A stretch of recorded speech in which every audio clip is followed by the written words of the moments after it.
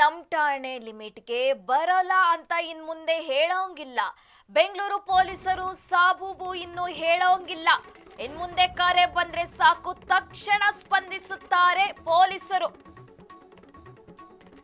ಇನ್ ಮುಂದೆ ಕರೆ ಬಂದ್ರೆ ಸಾಕು ತಕ್ಷಣ ಸ್ಪಂದಿಸುತ್ತಾರೆ ಪೊಲೀಸ್.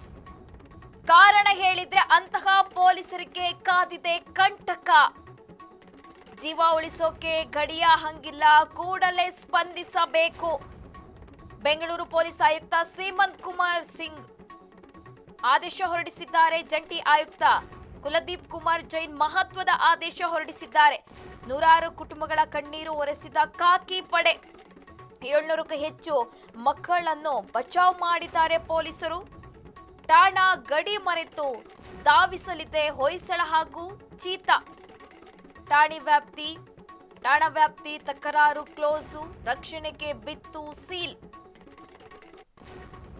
112 ಕಾಲ್ ಬಂದ್ರೆ ಸಾಕು ಸ್ಪಾಟ್ ನಲ್ಲಿ ಇರ್ತಾರೆ ಪೊಲೀಸರು.